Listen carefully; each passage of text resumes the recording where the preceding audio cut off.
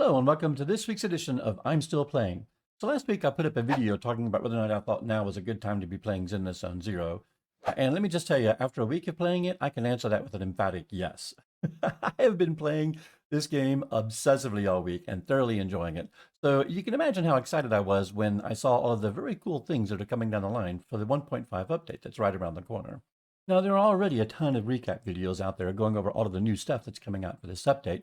I could not talk about some of the cool features that are coming out, and I wanted to at least touch on a few of the features that I'm most excited about. So obviously, there are the story bits, right? Story is actually the reason that I play these games, just like it is the biggest reason that I play most MMOs, believe it or not. Yeah, I know. All of the in-game content is cool, but if games want to keep me coming back, they need to keep that story content hose turned on.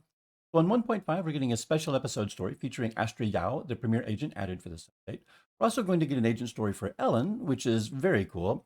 So far in Zenless Zone Zero, I've been very impressed with the quality of the cinematics that you see in the story sections. And so I'm really anxious to see what they're going to cook up for us for this.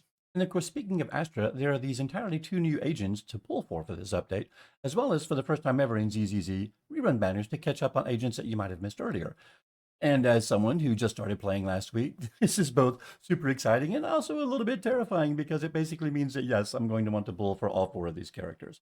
You have Astra, who's going to be the strongest support in the game, bar none. Oh, and just incidentally, the first ever support unit in the game that actually heals other agents.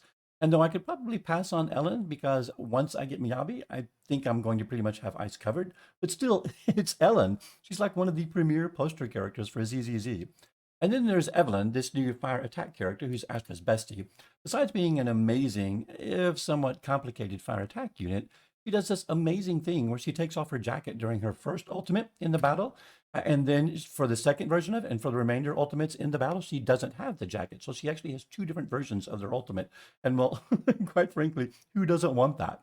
And then the rerun banner for Evelyn is Qing Yi, who's a fantastic electric stun unit that I understand works phenomenally well with Miyabi. So yeah, it seems like I'm going to want her as well. So even though I haven't spent any money on ZZZ yet, I suspect that in February that's all going to change. But besides new banners, they're also introducing for the first time skins in ZZZ. Well, that is to say, outfits, right? I love cosmetics in games like this, and I have absolutely no qualms about shelling out some bucks to make a character look great. Nicole's new skin you're going to get for free just by completing her event.